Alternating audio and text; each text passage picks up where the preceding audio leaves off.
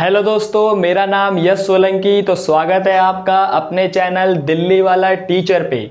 आज की वीडियो और आज का टॉपिक काफ़ी ज़्यादा इंटरेस्टिंग होने वाला है। आपको इसमें बहुत ही ज़्यादा मज़ा आने वाला है। और इस टॉपिक को स्टार्ट करने से पहले मैं ऐसा करता हूँ, एक बार अभी तक के जितने भी टॉपिक हमने पढ़े हैं सभी को रिकॉल कर लेते हैं।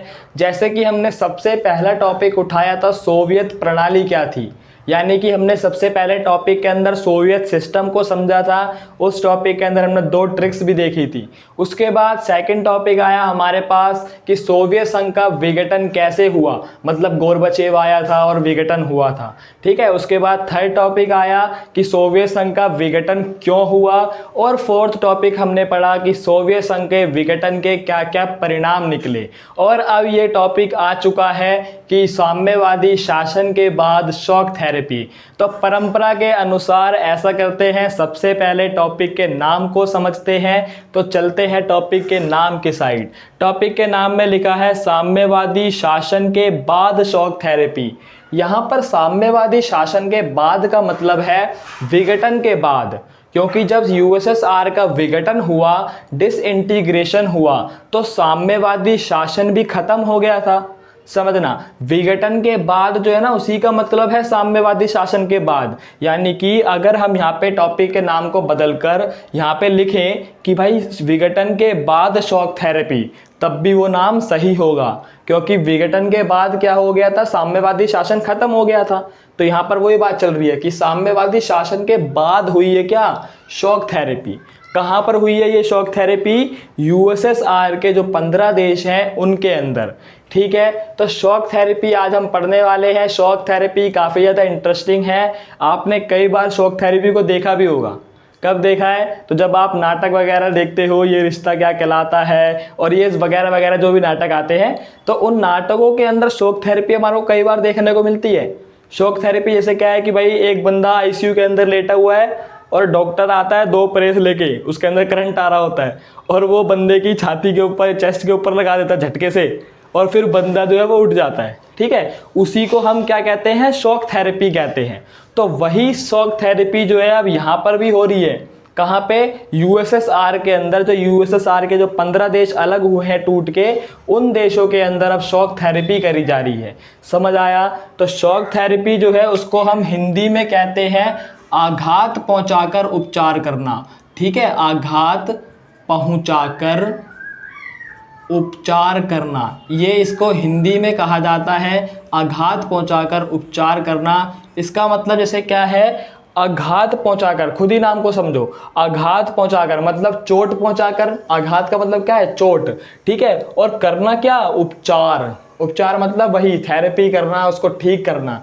ठीक है। तो शॉक थेरेपी क्या है, आघात पहुंचाकर उपचार करना। भाई तुम जब झटका दे रहे हो उसकी चेस्ट के ऊपर, छाती के ऊपर, तो एक तरीके से भाई तुम वहां पे आघात ही पहुंचा रहे हो, उसको चोट पहुंचा रहे हो। हाँ, तो वही वाली बात है, यहाँ पे आघात पहुंचाकर उपचार किया जा रहा है। तो आइए टॉपिक को स्टार्ट करते हैं, यहाँ पे समझते हैं। उम्मीद है आपको टॉपिक का नाम जो है वो अब समझ आ गया होगा। तो स्टार्ट करते हैं भाई। तो यहाँ पे जैसे क्या हुआ, जब यूएसएसआर का डिसइंटीग्रेशन हुआ, तो उन सभी देशों ने क्या करा, अपना जो समाजवादी और जो साम्यवादी विचारधारा थी उसको छोड़ दिया और पूंजीवाद की ओर वो लोग बढ़ना स्टार्ट कर दिया उन्होंने। ठीक है। तो यहाँ पर जैसे कि क्या हुआ, पूर्वी यूरोप, मध्य एशिया और रूस, इन तीनों में क्या हुआ, पूंजीवाद की ओर संक्रमण का एक मॉडल अपनाया। ठीक है। पूंजीवाद की ओर संक्रमण जो है अभी कोरोना टाइम पीरियड के अंदर काफ़ी ज़्यादा फेमस हुआ है। संक्रमण मतलब जैसे क्या है, आता था ना न्यूज़ के चैनल के ऊपर कि भाई अब जो है कोरोना संक्रमण बहुत ज़्यादा बढ़ता जा रहा है। ठीक है। मतलब कि कोरोना का संक्रमण बढ़ रहा है, अब कोरोना फैलता जा रहा है। तो वही बात यहाँ पे हो रही है कि अब ये देश क्या कर रहे हैं, पूंजीवाद की ओर संक्रमण कर रहे हैं। मतलब कि अब ये अपने विचारधारा समाजवाद को छोड़कर पूंजीवाद की ओर जा रहे हैं, उसकी ओर संक्रमण कर रहे हैं। ठीक है। संक्रमण का इन्होंने क्या अपनाया, मॉडल अपनाया। ठीक है। अब भाई पूंजीवाद को अपनाना है, कैपिटलिज्म को अपनाना है, तो कोई ना कोई मॉडल अपनाना पड़ेगा ना, कुछ एक नियम कानून बनाने पड़ेंगे, पूरा एक मॉडल तैयार करना पड़ेगा। तो इन्होंने क्या करा, मॉडल अपनाया। ठीक है। और यह मॉडल इनको दिया किसने था, तो यहाँ पर लिखा है कि यह मॉडल वर्ल्ड बैंक और इंटरनेशनल मॉनेटरी फंड यानी कि IMF, जिसको हम हिंदी में कहते हैं अंतर्राष्ट्रीय मुद्रा कोष। तो अंतर्राष्ट्रीय मुद्रा कोष और वर्ल्ड बैंक, इन दोनों के द्वारा ये मॉडल जो है दिया गया था। समझ आया इतना? तो ये इन्होंने क्या करा है, USSR के देशों ने पूंजीवाद को अपनाया है, इसी को कहते हैं शॉक थेरेपी। समझ आया? यानी कि अगर हम यहाँ पर देखें तो इन्होंने अब क्या करा, अपनी जो समाजवादी विचारधारा थी, समाजवादी और जो इनकी सत्तावादी व्यवस्था थी, अब इन्होंने क्या करा भाई, अपनी समाजवादी और सत्तावादी व्यवस्था को चेंज कर दिया और यहाँ पर इन्होंने पूंजीवाद को अपना लिया। किसको अपना लिया? पूंजीवाद को। ठीक है, समाजवाद का उल्टा क्या होता है? पूंजीवाद। और सत्तावादी व्यवस्था का उल्टा यहाँ पे क्या होता है?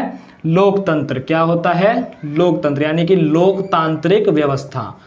ठीक है, तो अब इसी चेंज को जो है यहाँ पर क्या बोला जा रहा है, शॉक थेरेपी कहा जा रहा है।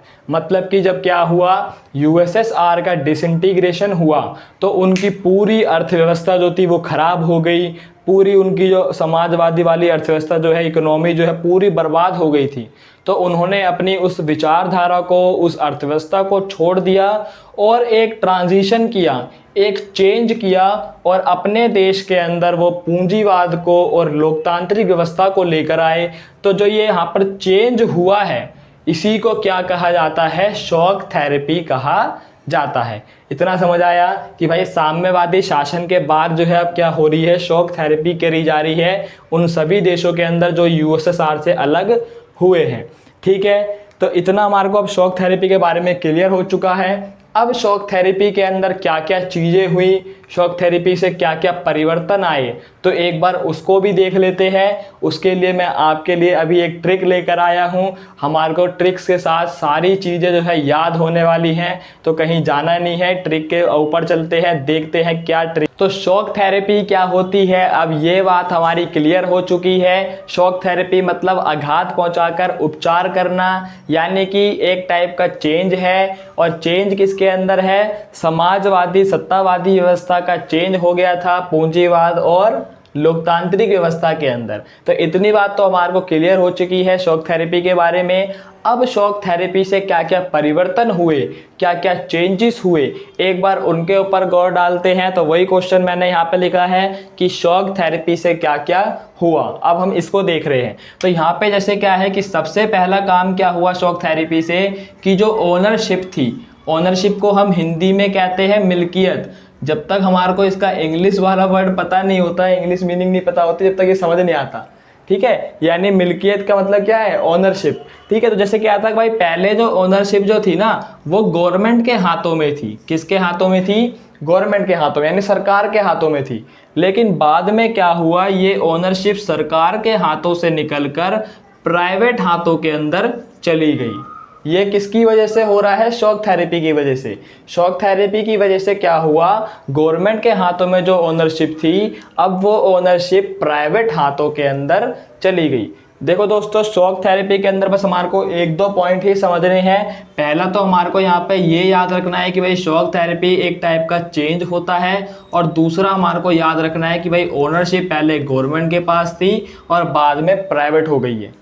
और जब कोई भी चीज़ प्राइवेट होती है तो उसी को हम यहाँ पे कहते हैं प्राइवेटाइजेशन। क्या कहते हैं?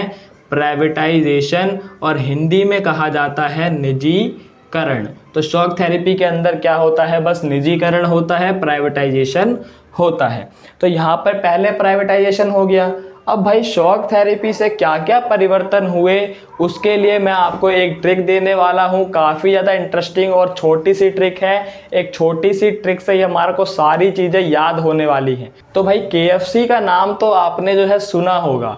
KFC मतलब वही जहाँ पर बर्गर ये सब चीज़ें मिलती है ना, हाँ वही वाला KFC। तो KFC जो है पूरी दुनिया के अंदर चलता है। समझना ट्रिक क्या है भाई, कि KFC पूरी दुनिया के अंदर चलता है, लेकिन शॉक थेरेपी में JFC चलता है। बस ये याद रखना है कि पूरी दुनिया में KFC चलता है, लेकिन शॉक थेरेपी में JFC चलता है। तो हमने क्या बोला? शॉक थेरेपी में JFC चलता है। बस हमारे को ये याद रखना है, बस हो गया सारा काम खत्म। शॉक थेरेपी से क्या क्या परिवर्तन हुए, क्या क्या बदलाव हुए, क्या क्या चेंजेस आए, वो सब हमारे को यहीं पर याद होने वाले हैं। याद रखना है बस, शॉक थेरेपी से जेएफसी चलता है, ठीक है। तो एस से जैसे कि यहाँ पे क्या होगा, स्टेट एसेट्स, क्या होगा, स्टेट एसेट, इसी को हम हिंदी में क्या कहते हैं, राज्य की संपदा। क्या कहते हैं, राज्य की संपदा। संपदा यानी संपत्ति, ठीक है। जे से क्या होगा यहाँ पे, जॉब यानी वही व्यवसाय जिसको हम हिंदी में कहते हैं। एफ से क्या होगा, फ्री ट्रेड। एफ से क्या होगा, फ्री ट्रेड यानी कि मुक्त व्यापार, ठीक है। और यहाँ पे सी से होगा कलेक्टिव फार्म। क्या होगा, कलेक्टिव फार्म, इसी को हम हिंदी में क्या कहते हैं, सामूहिक फार्म। क्या कहते हैं, सामूहिक फार्म, ठीक है। तो ये बातें हमारे को याद रखनी है। एस से स्टेट एसेट्स, जे से जॉब, एफ से फ्री ट्रेड, सी से कलेक्टिव फार्म। जो जो ट्रिक्स मैं आपको इस चैप्टर के अंदर प्रोवाइड करवा रहा हूँ वो सभी ट्रिक्स मेरे द्वारा बनाई जा रही हैं। तो ये मत सोचिएगा कि भाई ये ट्रिक्स आपको कहीं और मिलेगी। तो अगर आप इन सभी ट्रिक्स का फ़ायदा उठाना चाहते हो और पूरी पॉलिटिकल साइंस को अपनी चुटकियों पर करना चाहते हो ट्रिक्स के द्वारा, तो इस चैनल के साथ एंड तक जुड़े रहिएगा, ठीक है। तो आइए यहाँ पे ट्रिक्स को समझ लेते हैं। तो जैसे कि भाई मैंने आपको अभी बताया ही है कि शॉक थेरेपी के अंदर क्या हो रहा है, निजीकरण हो रहा है, प्राइवेटाइजेशन हो रहा है, मतलब चीज़ें प्राइवेट हो रही हैं। तो यहाँ पर भी क्या हुआ, स्टेट एसेट्स यानी राज्य की संपदा का क्या हो गया, प्राइवेटाइजेशन हो गया, यानी कि निजीकरण हो गया। जो जो पहले राज्य की संपदा थी, जैसे मान लो भाई कोई स्कूल पहले राज्य का था, राज्य यानी सरकार का था, कोई हॉस्पिटल पहले सरकार का था, कोई बैंक पहले सरकार का था, तो अब वो सभी चीज़ें क्या हो गई, प्राइवेटाइज हो गई, प्राइवेटाइजेशन हो गया। उन सभी चीज़ों का क्या हो गया, निजीकरण हो गया। तो यहाँ पे पहला पॉइंट हमारे को वही बता रहा है कि राज्य की संपदा का निजीकरण हो गया। दूसरा लिखा हुआ है जॉब, यानी कि जैसे क्या है भाई, जॉब का भी निजीकरण हो गया। तो पहले जॉब कौन देता था, पहले गवर्नमेंट जॉब प्रोवाइड करती थी, लेकिन अब क्या हुआ, जॉब्स का, व्यवसाय का भी निजीकरण हो गया, अब वो भी निजी हाथों में आ गई, ठीक है। तो जे भी हमारा खत्म और एस भी खत्म। एफ से क्या है, फ्री ट्रेड, यानी कि शॉक थेरेपी आने के बाद एक चेंज ये हुआ कि पूरे यूएसएसआर के जितने भी देश हैं उन सभी के अंदर जो है फ्री ट्रेड होना स्टार्ट हो गया। इससे पहले वो देश बिल्कुल भी ट्रेड नहीं करते थे। याद करो, हमने ट्रिक याद करी थी, मतलब कि आरटीआई में ABCD लिखकर फाड़ दिया वाली ट्रिक याद करी थी। उसके अलावा CUET से पास होकर DU में एडमिशन लिया भी याद करी थी। तो उसमें हमने देखा था कि भाई P से क्या होता है, पिन से लेकर कार तक, यानी कि सोवियत संघ के अंदर सारी चीज़ें पिन से लेकर कार तक वो खुद ही बनाता था। तो भाई जब खुद ही बनाएगा तो कोई ट्रेड कैसे करेगा, ट्रेड करता ही नहीं था पहले। तो अब यहाँ पे क्या हुआ, शॉक थेरेपी के आने के बाद वो सभी देश जो है ट्रेड करना स्टार्ट हुआ और फ्री ट्रेड आया, मुक्त व्यापार भी आ गया, ठीक है। तो ये भी एक चेंज हुआ शॉक थेरेपी के बाद। उसके बाद सी से क्या है, कलेक्टिव फार्म यानी सामूहिक फार्म। तो जैसे कि भाई हमारे को पता ही है कि पहले यूएसएसआर के अंदर सामूहिक फार्म हुआ करते थे, मतलब गवर्नमेंट के अंडर में क्या होता था, सारी खेती वगैरह हुआ करती थी। एक खेत होता था गवर्नमेंट का और उस पर सारे बंदे काम करते थे, यानी कि पहले सामूहिक फार्म होते थे।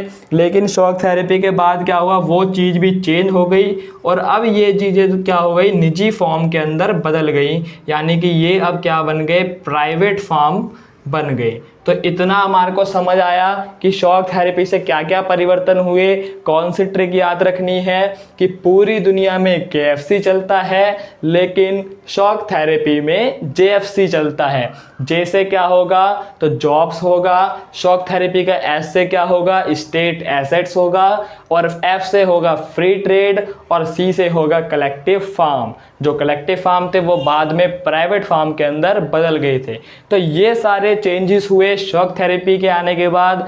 अब शॉक थेरेपी क्या है, शॉक थेरेपी से क्या क्या चेंजेस हुए, ये बात हमारे को क्लियर हो चुकी है। अब एक चेंजेस जो है वो शॉक थेरेपी का और बचा हुआ है, तो उसको भी एक बार हम समझ लेते हैं। तो दोस्तों एक चेंजेस यहाँ पे क्या हुआ कि भाई जब पहले के टाइम पे व्यापार हुआ करता था यानी ट्रेड हुआ करता था, तो वो बाहर से ट्रेड तो करते नहीं थे किसी भी बाहर वाली कंट्री से।